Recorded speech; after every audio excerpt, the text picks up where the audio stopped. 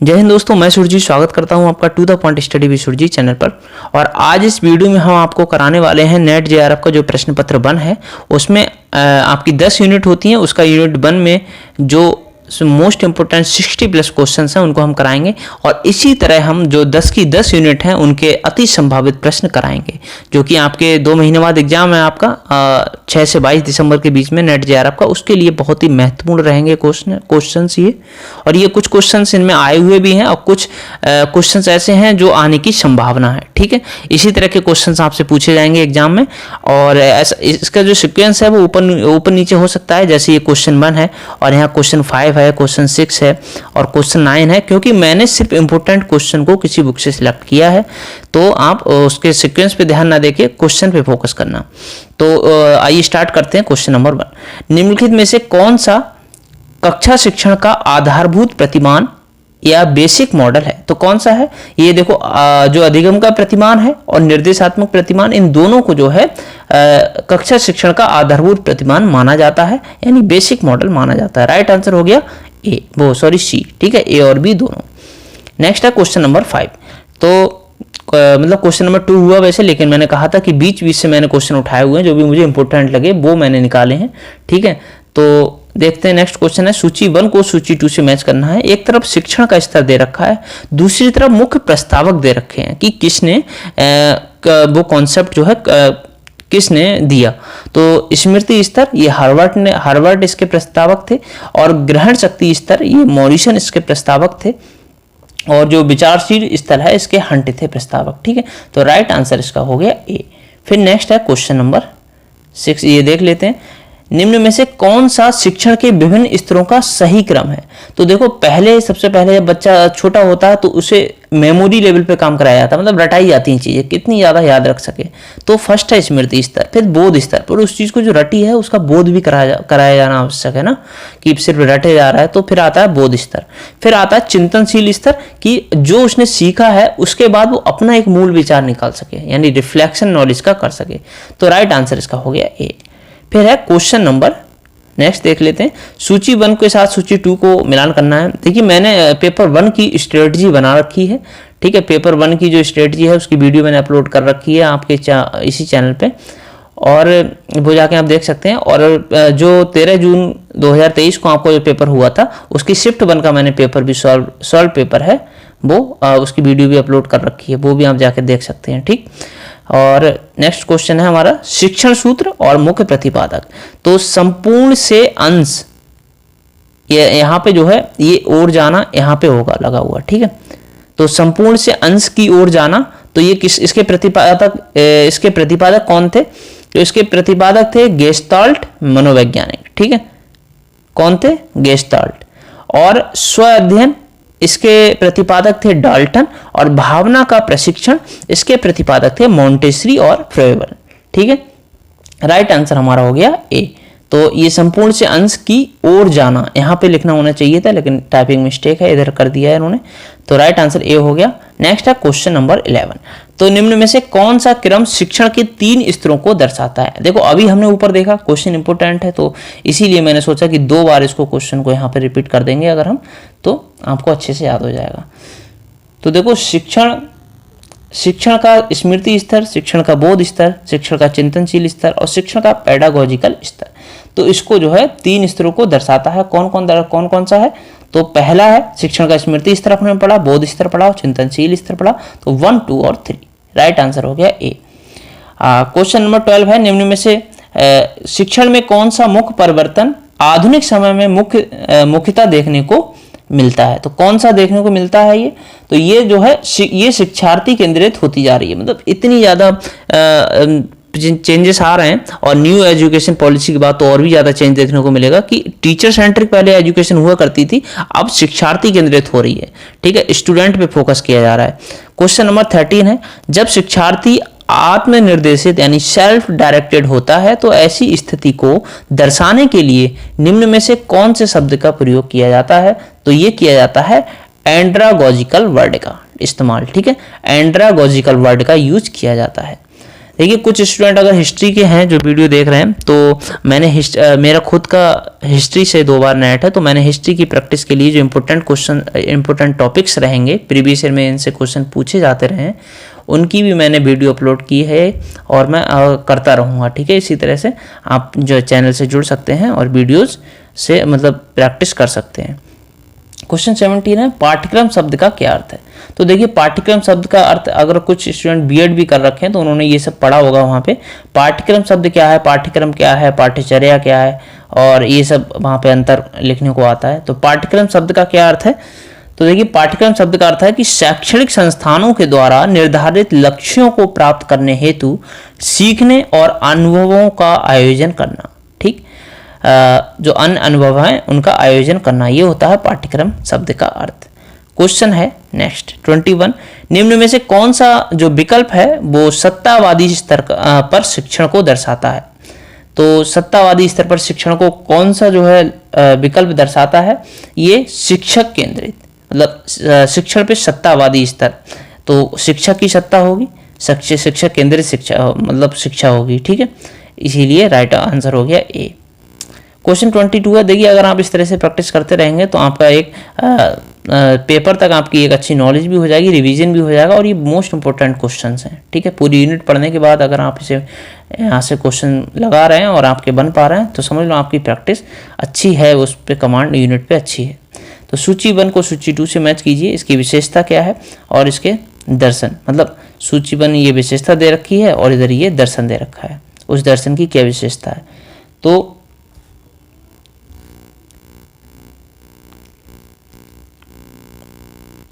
ये देखिए क्रिया करके सीखना, क्रिया करके सीखना ये क्या होगा? ये होगा यथार्थवाद। ठीक है, यथार्थवाद। सत्य, सौंदर्य और भलाई की अनुभूति, ये क्या होगा? आदर्शवाद। ये दुनिया जिस रूप में अब और यहाँ है वो है प्रकृतिवाद, वो है व्यवहारवाद। ठीक है, और पर्यावरण के माध्यम से शिक्षा, यह है प्रकृतिवाद।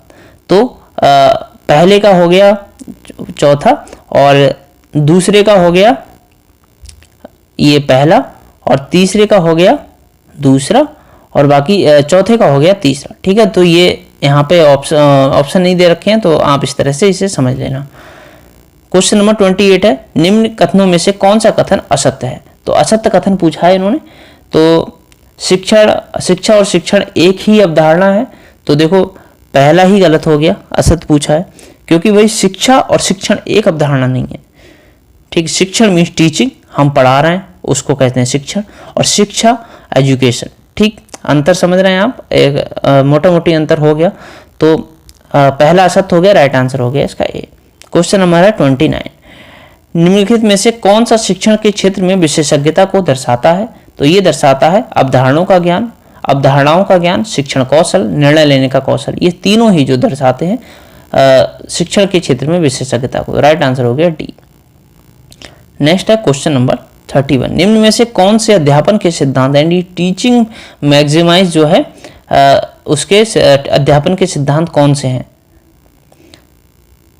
तो 31 का जो राइट आंसर आपका होगा वो होगा डी, यानी मनोवैज्ञानिक से तार्किक की ओर, और विश्लेषण से संश्लेषण की ओर, मूर्त से अमूर्त की ओर ले जाना, और प्रकृति का पालन करना, ये सभी अध्यापन के सिद्धांत हैं। क्वेश्चन नंबर 37, तो क्वेश्चन नंबर 37 है, ये दार्शनिक दे रखे हैं और इधर दर्शन दे रखे हैं। ठीक है, तो देखिए टैगोर जो थे, टैगोर किस चीज को मानते थे?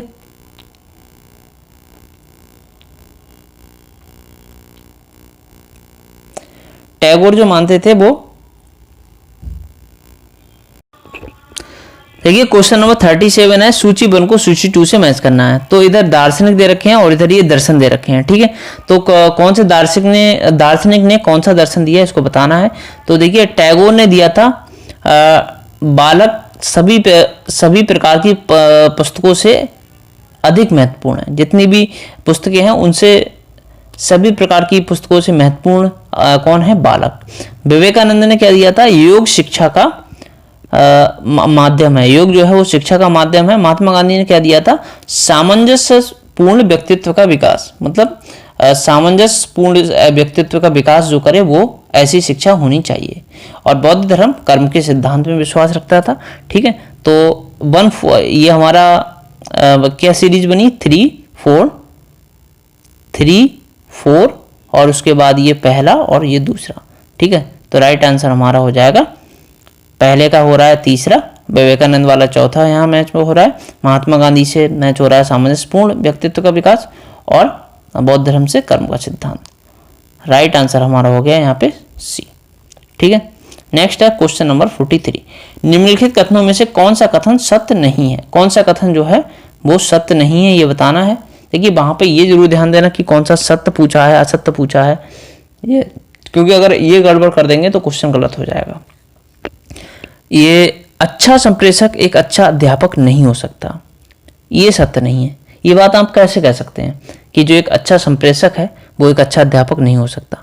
ठीक, बाकी संप्रेषक को हास्य का अच्छा बोध होता है, संप्रेषक को विस्तृत पठन ज्ञान होता है, और संप्रेषक को सभी भाषाओं का ज्ञान होता है। ये तीनों सही हैं। कौन सा सत्य नहीं है? ए। ठीक है, क्वेश्चन नंबर 58। उच्च शिक्षा में एक शिक्षक की क्या भूमिका होती है? उच्च शिक्षा में एक जो शिक्षक है उसकी क्या भूमिका होती है? तो उसकी भूमिका जो होती है तो छात्रों को जानकारी प्रदान करना। ठीक, और केवल परीक्षा के छात्रों को केवल परीक्षा के लिए छात्रों को तैयार करना, ये तो गलत हो गया। केवल परीक्षा के लिए भाई, और तो जीवन में और भी चैलेंजेस होते हैं जिनके लिए छात्रों को तैयार रहना चाहिए। तो केवल परीक्षा के लिए नहीं, मतलब सिर्फ ये नहीं कि पाठ्यक्रम पढ़ लिया और उसका आंसर दे दिया। तो छात्रों को स्वयं सीखने के लिए प्रेरित करना और छात्रों के बीच प्रतिस्पर्धा को प्रोत्साहित करना। तो 1, 3 और 4 इसके राइट आंसर होंगे। कौन सा? सी। नेक्स्ट है क्वेश्चन नंबर 65। निम्नलिखित गतिविधियों को कक्षा संचार के तार्किक क्रम में क्रमबद्ध कीजिए। तो इसको क्रमबद्ध करते हैं। पहले आएगा योजना और तैयारी। ठीक है, सेकंड आएगा पहले, उसके बाद जो है आएगा सामग्री की प्रस्तुति, फिर आएगा आपका थर्ड, उसके बाद आपका आएगा किए हुए कार्य का विश्लेषण यानी फर्स्ट, और उसके बाद लास्ट में बचा संशोधन और सुधार, ये लास्ट में ही होगा। तो 2, 3, 1, 4 राइट आंसर हो गया इसका बी। क्वेश्चन 77 है, टाइलर मॉडल के अनुसार निम्न में से पाठ्यक्रम के मुख्य घटक कौन से हैं? तो पाठ्यक्रम के मुख्य घटक जो हैं वो आपको बताने हैं यहाँ पे। तो देखिए, उद्देश्य, शैक्षिक अनुभव का प्रभावी संगठन और लक्ष्य का सत्यापन, ये सभी जो है टाइलर मॉडल के अनुसार पाठ्यक्रम के मुख्य घटक हैं। फिर नेक्स्ट 78, ये रहने दीजिए, उतना इंपोर्टेंट नहीं है। 79 है, निम्न में से कौन सा कथन एक आदर्श शिक्षक के विशेष अभिलक्षणों को दर्शाता है? तो ये कौन सा दर्शाता है? एक मित्र, दार्शनिक, मार्गदर्शक की भांति व्यवहार करता है। मतलब ये कैसे टीचर होने चाहिए उनके लक्षणों को दर्शाता है। क्वेश्चन 88 है, एक शिक्षक का मूल कर्तव्य क्या है? तो शिक्षक, देखो ऐसे तो हम समझते हैं, बहुत फिलॉसफी हमने पढ़ी है कि भाई टीचर ऐसे होने चाहिए, वैसे होने चाहिए। आंसर क्या होना चाहिए भाई? एग्जाम में तो हमें आंसर टिक करना है ना। तो ये है कि छात्रों के बहुमुखी विकास में सहायता करना। ठीक है, ये एक शिक्षक का मूल कर्तव्य है। बाकी छात्रों का बौद्धिक स्तर भी बढ़ाता है शिक्षक, और छात्रों के भौतिक स्तर में भी सुधार करता है। छात्रों में मूल प्रणाली को आत्मसात करवाना, ये भी काम है। लेकिन जो मोस्ट अप्रोप्रिएट आंसर है वो है छात्रों के बहुमुखी विकास में सहायता करना। नेक्स्ट है 89 के 91 है, क्योंकि सीक्वेंस में नहीं जाना है, बताए थे ना। निम्नलिखित कथनों में से कौन सा कथन सत्य है? तो ये है आपका पाठ्यक्रम पाठचर्या का एक संलग्नक है। एक ही नहीं है, याद रखना, पाठ्यक्रम और पाठचर्या एक ही नहीं है, दोनों अलग अलग। पाठ्यक्रम जो है वो पाठचर्या का संलग्नक है। ठीक है, 94 देखते हैं। तो राष्ट्रीय शैक्षिक अनुसंधान और प्रशिक्षण परिषद की स्थापना किस वर्ष हुई थी? तो स्थापना हुई थी 1961 में। क्वेश्चन नंबर 103 है, निम्न में से किस स्थिति में सूक्ष्म शिक्षण यानी माइक्रो टीचिंग सबसे अधिक प्रभावी होता है? ये दिसंबर 2009 में प्रश्न पूछा गया है। तो किस स्थिति में अधिक प्रभावी होता है? ये होता है शिक्षण अभ्यास की तैयारी के दौरान। जब शिक्षण अभ्यास की तैयारी की जा रही है तब माइक्रो टीचिंग में क्या होता है? 5 कौशल सिखाए जाते हैं आपको। ठीक है, जैसे आपको पढ़ाना कैसे है, जैसे इसमें एक आता है ब्लैक बोर्ड स्किल। तो ब्लैक बोर्ड स्किल, जब आप ब्लैक बोर्ड पे लिखेंगे तो आप किस तरह से लिखेंगे, पीछे वालों को भी दिखना चाहिए। एक आता है क्वेश्चनिंग स्किल। ठीक है, तो क्वेश्चन जब आप बच्चे से कर रहे हैं तो किस तरह का क्वेश्चन करेंगे। अब मान लो हम पढ़ाने जा रहे हैं भूगोल, तो हम ये पूछ लें कि भाई एकदम से बच्चे से पूछ लें कि भाई बताइए आप सौरमंडल किसे कहते हैं, तो भाई कैसे बता पाएगा। सबसे पहले हम जानें कि आप सूर्य जानते हो भाई, तो इस तरह के ये कौशल सिखाए जाते हैं यहाँ पे, ठीक है। क्वेश्चन नंबर 108, तो निम्न में से किस विधि से परिसंवाद या विचार गोष्ठी को संबद्ध करके देखा जा सकता है, ठीक है। तो किसको देखा जा सकता है, परिचर्चा विधि। किस विधि से, परिचर्चा विधि से। क्वेश्चन नंबर 121, CAI किसका संक्षिप्त नाम है, तो किसका संक्षिप्त नाम है CAI, कंप्यूटर असिस्ट इंस्ट्रक्शन, ठीक है। क्वेश्चन नंबर 125, निम्न में से सर्व समूह अनुदेश के संदर्भ में कौन सा कथन सत्य है, तो ये है संपूर्ण कक्षा के शिक्षण के लिए एक समान कौशल और सामग्री की सुविधा, ठीक। क्वेश्चन नंबर 142 है, परियोजना एक अधिगम के लिए विधि है, निम्न में से कौन सा कथन इसके बारे में सत्य नहीं है, तो ये है, ये शिक्षक केंद्रित गतिविधि है, ये सत्य नहीं है, ठीक है। मतलब डी वाला गलत है खाली, तो हमसे पूछा सत्य नहीं है, तो राइट आंसर हो गया हमारा डी। बाकी ये देख लीजिए, ये एक उद्देश्यपूर्ण गतिविधि है, ये सामाजिक वातावरण में होती है और ये जीवन की वास्तविक स्थितियों में होती है, ये तीनों एकदम सत्य वचन है। और 158 है, शिक्षण के लिए सबसे बड़ी चुनौती क्या होती है, तो शिक्षण के लिए जी सबसे बड़ी चुनौती होती है, वो होती है शिक्षण अधिगम प्रक्रिया को आनंदप्रद बनाना। देखो मैं आया, मैंने ऐसी एक बोरिंग सा लेक्चर देके चला गया, आप सुन के नींद में आधा सुन के अनसुना कर दिया। अब आनंदप्रद कैसे बनाया जाए शिक्षा को, ये सबसे बड़ी चुनौती होती है, ठीक है, शिक्षण के समय। नेक्स्ट है 161, निम्न में से कौन सा कथन ऐसे शिक्षक के लिए उपयुक्त है जो कक्षा शिक्षण के लिए सदैव उत्साह युक्त रहते हैं, तो ये है, वह विद्यार्थियों को शिक्षण अधिगम प्रक्रिया में सम्मिलित कराना चाहता है।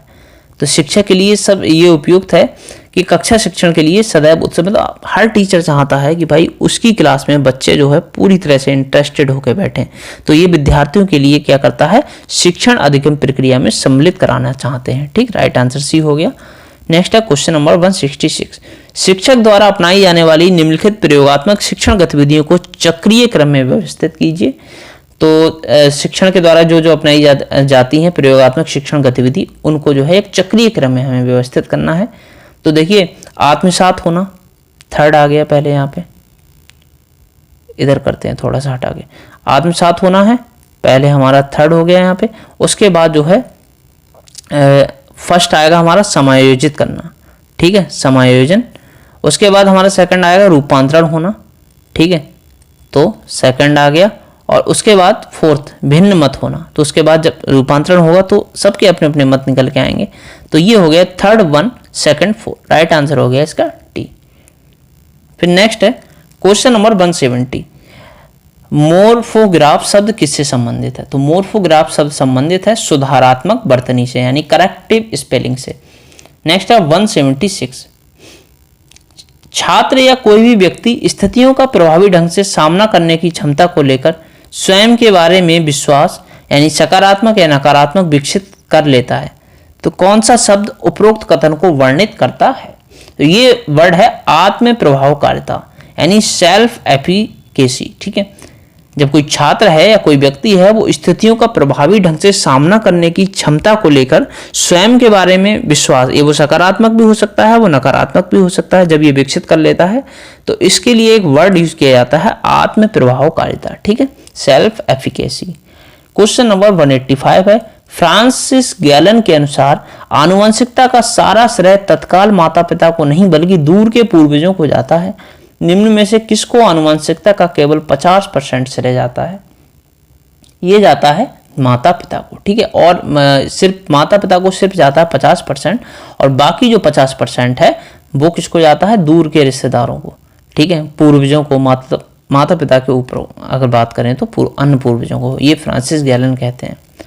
191 है, कौन सा कथन श्रवण के संदर्भ में सही है, तो कम्युनिकेशन से देखिए क्वेश्चन बनता है आपका, ये कम्युनिकेशन से संबंधित है प्रश्न है कि श्रवण के संदर्भ में आपके सुनने की जो हियरिंग पावर है उसके संदर्भ में कौन सा कथन सही है, तो श्रवण हियरिंग का एक शारीरिक प्रक्रिया है, श्रवण जो है वो मतलब हियरिंग जो है वो एक शारीरिक प्रक्रिया है, ध्यानपूर्वक श्रवण यानी लिसनिंग एक मनोवैज्ञानिक प्रक्रिया है। मतलब आप सुन रहे हैं नॉर्मली बैठ के, और एक होता है ध्यानपूर्वक सुनना, वो एक मनोवैज्ञानिक प्रक्रिया है, क्योंकि वहाँ आपका माइंड सक्रिय रूप से काम कर रहा है। क्वेश्चन नंबर 196 है, स्पष्ट जानकारी के उद्देश्य से प्रश्न पूछना, संदेशों को कथन करना, परहैप्स और भ्रमित यानी कंफ्यूज करने वाली विषय वस्तु की पहचान करना इत्यादि मूल रूप से किसको इंगित करता है? तो ये किसको इंगित कर रहा है? संदेश को समझने के लिए तकनीक की सहायता लेना। ठीक है, नेक्स्ट है क्वेश्चन नंबर 202, जीवन में सफलता प्राप्त करने के लिए छात्रों को कैसे प्रेरित किया जा सकता है? तो गहन अध्ययन, मतलब छात्रों को कैसे प्रेरित करेंगे कि भाई गहन अध्ययन कीजिए, मतलब आकस्मिक नहीं, ये थोड़ी ना कि अचानक पढ़ने बैठ गए फिर पढ़ाई रख दी। कंठस्थ करना, ये कंफ्यूज हो सकते हैं आप कि कंठस्थ कर लो किसी चीज़ को, लेकिन कभी कभी ऐसा होता है कि रटी रटाई चीज़ें हमारे माइंड में एग्जाम हॉल में नहीं आ पाती हैं, रट के हम जाते हैं तो उतना ज़्यादा ठीक है क्लिक नहीं, लेकिन गहन अध्ययन आपने किया है, मतलब उस पर विश्लेषण किया है आपने, पूरा 360 डिग्री उसके बारे में पूरा पढ़ा है, परिचर्चा की है, तो आपका क्वेश्चन गलत नहीं होगा। इसीलिए गहन अध्ययन के द्वारा सफलता प्राप्त की जा सकती है। क्वेश्चन नंबर 206 है, किस व्यक्ति को हम मनोविश्लेषण के पिता के रूप में जानते हैं? तो किस व्यक्ति को जानते हैं हम? ये जानते हैं सिगमंड फ्रायड को। ठीक है, क्वेश्चन नंबर 221 है, यदि शिक्षक कक्षा में छात्रों को अपने आदर्शों के बारे में सूचित करने में विफल रहता है तो उसका क्या संभावी परिणाम हो सकता है? तो ये देखिए, कक्षा में अनुशासनहीनता हो सकती है, सिखाए जा रहे विषय में छात्र अपनी रुचि खो सकते हैं, और कक्षा में छात्रों की बढ़ती अनुपस्थिति, मतलब छात्र अनुपस्थित रहेंगे जब उनको मजा ही नहीं आ रहा, पढ़ने में इंटरेस्ट ही नहीं है भाई। तो राइट आंसर हो गया डी। ठीक है, दिसंबर 2002 में ये प्रश्न पूछा गया था, बहुत ही महत्वपूर्ण प्रश्न है यार। वीडियो लाइक कर दीजिए, वीडियो अच्छी लगी हो आपको तो, और निश्चित रूप से आपके लिए एग्जाम में हेल्पफुल रहेगी। फर्स्ट पेपर में अगर आप अच्छा स्कोर कर लेते हैं, मतलब अगर आप 30+ फर्स्ट पेपर में ले जाते हैं, तो मान के चलिए कि आपका JRF श्योर हो जाता है। ठीक है, क्योंकि सेकंड पेपर तो सब अच्छा कर लेते हैं। 231 है, निम्न में से कौन सा कथन अप्रभावी शिक्षण को वर्णित करता है? तो अप्रभावी शिक्षण को कौन सा कथन वर्णित करता है? ये वर्णित करता है सदैव परिस्थिति के तत्काल नियंत्रण पर केंद्रित ध्यान। ठीक है, क्वेश्चन 35 है, 235, एक शिक्षक को अपने व्याख्यान में निम्न में से कौन से वैशिष्ट अपनाने चाहिए? दिसंबर 2002 में ये प्रश्न पूछा गया है। तो ये सटीक और उच्च स्वर, मतलब सटीक हो, एकदम क्लियर आवाज आनी चाहिए, और उच्च स्वर हो, मतलब उच्च स्वर रहेंगे तो पीछे तक आवाज जाएगी। ठीक है, क्वेश्चन नंबर 238 है, कौन सी कक्षा में प्रभावी संचार में बाधा नहीं होती है? जून 2002 में ये प्रश्न पूछा गया है कि कौन सी कक्षा में प्रभावी संचार में बाधा नहीं होती है? तो ये सटीक कथन, मतलब सटीक कथन अगर कक्षा में दिया जा रहा है तो संचार में बाधा नहीं होगी। क्वेश्चन नंबर 244, शिक्षक दिवस के अवसर पर कुछ छात्र आपको एक ग्रीटिंग कार्ड जो है वो भेजते हैं, और आप एक शिक्षक के रूप में क्या करेंगे? बताइए, आप खुद सोच के देखिए कि अगर आपके पास एक ग्रीटिंग कार्ड आता है, आप एक टीचर हैं, तो आप क्या करेंगे? रख लेंगे उसे आप, तो है ना। देखिए, आप उन्हें धन्यवाद कहेंगे। ठीक है, आपको, मुझे पता है आप इस पे जा रहे होंगे कि उन्हें अव्यय से बचने के लिए परामर्श देंगे, लेकिन भाई ग्रीटिंग कार्ड भेज रहा है, ठीक है, तो आप उन्हें धन्यवाद कहेंगे। क्वेश्चन नंबर 269, निबंध प्रकार परीक्षण ऐसे टाइप एवोल्यूशन जो है, निबंध प्रकार परीक्षण जो है, ये विश्वसनीय नहीं है। क्यों विश्वसनीय नहीं है? क्योंकि उनकी जांच परीक्षक के मनोदशा से प्रभावित हो सकती है।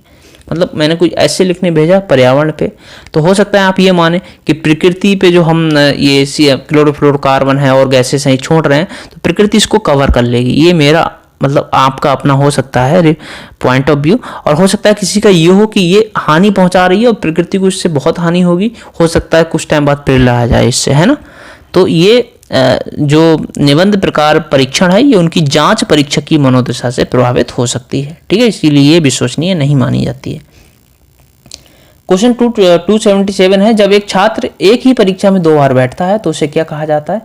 तो उसे कहा जाता है परीक्षण पुनः परीक्षण, टेस्ट रीटेस्ट। याद रखना, टेस्ट का रिटेस्ट हो रहा है, ये कहा जाता है उसे। एक ही परीक्षा में बैठ रहा है ना दोबारा।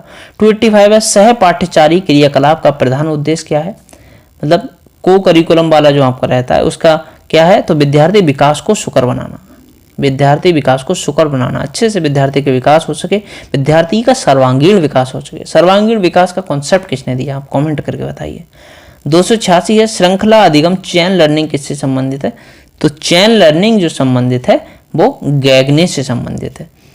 क्वेश्चन नंबर 290 है अध्यापक प्रायः पाठ पढ़ाने के दौरान और या उसके तत्काल बाद विद्यार्थियों से प्रश्न पूछता है, ताकि क्यों पूछता है? ताकि उनके अधिगम का मूल्यांकन किया जा सके और उसके अनुसार अगला पाठ पढ़ाया जा सके। ये निम्न में से किसका उदाहरण है? तो ये उदाहरण है निर्माणात्मक मूल्यांकन का। ठीक है, मान लो मैंने क्वेश्चन पूछा, तो अगर आप उसका बता पाए तो मैं उसी हिसाब से आपकी अपनी नेक्स्ट जो लेसन प्लान होगा उसकी स्ट्रेटजी बदल दूंगा कि बच्चों को यहाँ पे प्रॉब्लम हो रही थी, सबसे पहले आके उसको रिवाइज कराऊंगा। तो ये निर्माणात्मक मूल्यांकन का उदाहरण है। क्वेश्चन नंबर 295 है सीखने की दर किस उम्र के बाद एक प्रतिशत की दर से कम होना शुरू हो जाती है? तो ये जो है 35 वर्ष। 35 वर्ष के बाद जो है सीखने की उम्र 1% की दर से जो है कम होने लगती है। 296 है निम्न में से कौन सी सीखने की विधियां हैं? तो सीखने की विधियां को तमाम है, तमाम कौन कौन सी हैं? तो देखो शिक्षण है, नकल है। आप सीखने को तो टीचिंग कैसे सीख सकते हैं? तो शिक्षण करके, टीचिंग करके भी आप खुद को सुधार कर सकते हैं, नकल करके भी कर सकते हैं, आपने कॉपी की और उसके बाद जो है सीख तो रहे ही हैं आप कुछ ना कुछ, अगर आप पॉजिटिव वे में इस नकल को लें। पूछताछ करके भी, परीक्षण, पूछताछ भी है और परीक्षण और त्रुटि प्रयोग करके भी है ना कोई आप प्रैक्टिकल कर रहे हैं उसके द्वारा भी सीखते हैं और प्रतिबिंब यानी रिफ्लेक्शन के द्वारा भी। तो राइट आंसर इसका हो गया डी। सभी तरह से आप सीखते हैं, कुछ ना कुछ तो जिंदगी में इंसान सीखता ही है किसी न किसी चीज़ से, है ना, हर चीज़ से। तो 298 है निम्नलिखित मदों का मिलान करें। तो फर्स्ट है यहाँ पे कौशल का विकास और इधर है वर्णन। तो जो संज्ञानात्मक अवस्था है, एक मिनट, तो जो संज्ञानात्मक अवस्था है ये घोषणात्मक ज्ञान है, इसमें इसका वर्णन हम कर सकते हैं घोषणात्मक ज्ञान के रूप में। और ये साहचर्य अवस्था का बड़ी इकाइयों के चरणों का संयोजन और स्वचालित अवस्था, इसमें ज़्यादा ध्यान दिए बिना स्वचालित अवस्था, ये इसका वर्णन हम कर सकते हैं इस रूप में। राइट आंसर हो गया बी। क्वेश्चन नंबर है नेक्स्ट 300। तो ऑनलाइन शिक्षण विधियों के संदर्भ में निम्न में से कौन सा बयान लागू होता है? ऑनलाइन एजुकेशन, मैंने ये इसीलिए ऑनलाइन टीचिंग के बारे में बात हो रही है। ऑनलाइन टीचिंग जो विधि है इसके संदर्भ में, तो ऑनलाइन टीचिंग अभी बहुत आप पढ़ रहे हैं, आप भी तो ऑनलाइन ही पढ़ रहे हैं ना, तो इसीलिए ये क्वेश्चन बहुत इंपॉर्टेंट है। इसके संदर्भ में बताना है कि कौन सा बयान लागू होता है। तो देखिए शिक्षण ज्ञान के निर्माण में मदद नहीं करता, बिल्कुल गलत। शिक्षण शैक्षिक प्रक्रिया में शिक्षार्थियों की भूमिका अधिक होती है, सही है। और अनुदेश का वितरण हमेशा मौखिक होता है, गलत है। और आत्म सीखने और प्रेरणा की अधिक संभावना है, आत्म सीखने और प्रेरणा की अधिक संभावना है इसमें, तो ये सही है। राइट आंसर हो गया 3 और 4, 5वां भी गलत है। ठीक है, ये प्रकृति में कठोर कैसे है भाई? अभी आप पढ़ रहे हैं, नहीं पढ़ रहे हैं, मोबाइल आपने चला के रख दिया है तो कठोर तो है ही नहीं। राइट आंसर हो गया B. Question number 308 micro teaching, हमने ऊपर सूक्ष्म शिक्षण पढ़ा। ये एक तकनीक है जिसका उद्देश्य जो है वो शिक्षक उम्मीदवारों को वास्तविक कक्षा सेटिंग के लिए तैयार करना है। मतलब वही ना कि जब आप पूरा ऑल ओवर एक क्लास लेंगे, पूरी कंप्लीट क्लास लेंगे, तब आपको वहाँ सारे कौशल का इस्तेमाल करना पड़ेगा। टीचिंग स्किल, आपका ब्लैक बोर्ड स्किल और क्वेश्चनिंग स्किल, सारी स्किल्स का इस्तेमाल करना पड़ेगा। तो माइक्रो टीचिंग एक तकनीक है जिसका उद्देश्य शिक्षक उम्मीदवारों को वास्तविक कक्षा सेटिंग के लिए तैयार करना है। और निम्न में से कौन सा माइक्रो टीचिंग के चरणों का सही क्रम है? तो क्या क्या है? ज्ञान अधिग्रहण चरण, कौशल अधिग्रहण चरण और स्थानांतरण चरण, ये तीनों सही क्रम में लगे हुए हैं। राइट आंसर हो गया ए। ठीक है, क्वेश्चन नंबर 315। तो देखिए नीचे ये सूची दे रखी है, इसमें हमको मैच करना है कौन सी विधि क्या बताती है। तो वर्णनात्मक विधि, ये करके सीखना। ठीक है, वर्णनात्मक विधि जो बताती है वो क्या बताती है? एक मिनट,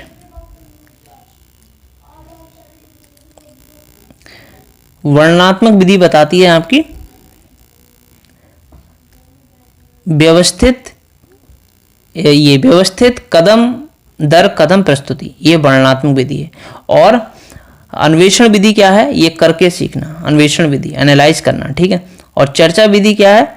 चर्चा विधि है आपकी विचारों का खुला और सहयोगात्मक आदान प्रदान, और व्यक्तिगत विधि है छात्र स्वायत्तता को बढ़ावा देता है और सीखने को बढ़ाता है, मतलब छात्र की स्वायत्तता होती है, ठीक है, ये व्यक्तिगत विधि है।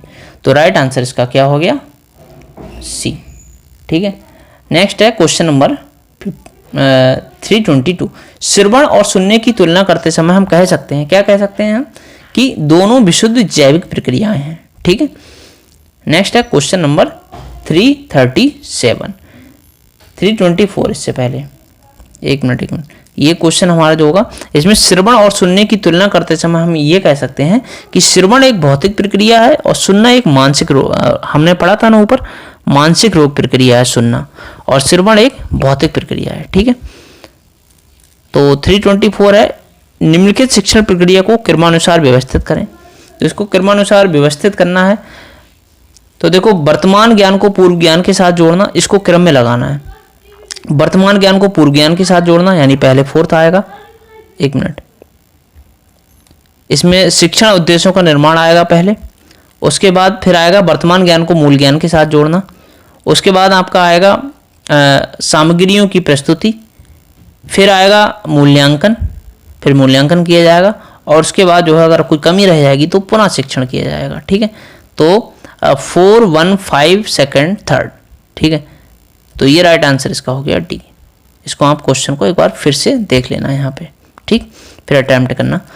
क्वेश्चन नंबर 337, तो निम्नलिखित में से कौन सा समस्या समाधान तकनीक की मॉडलिंग करके छात्रों को अपने स्वयं के सीखने के प्रबंधन में सहायता करता है। तो ये करता है कौन सा, मानसिक मॉडलिंग। नेक्स्ट है, नीचे दो कॉलम दिए गए हैं, कॉलम ए और इसको कॉलम बी से मैच करना है। तो देखिए जो व्याख्यान विधि है,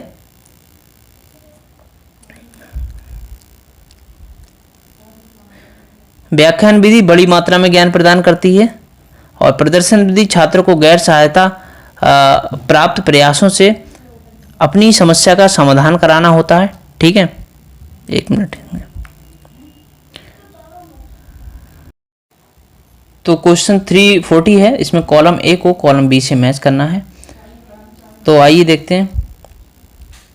तो व्याख्यान विधि छात्रों को बड़ी मात्रा में ज्ञान प्रदान करती है व्याख्यान करके, और उसके बाद जो है प्रदर्शन विधि अनुभव आधारित अधिगम है, और अनुमान विधि ये छात्रों को गैर सहायता प्राप्त प्रयासों से अपनी समस्या का समाधान करना होता है, और विभेदित अनुदेश ये शिक्षण की गतिशील सक्रिय विधि है, शिक्षण की गतिशील सक्रिय विधि है, ठीक है।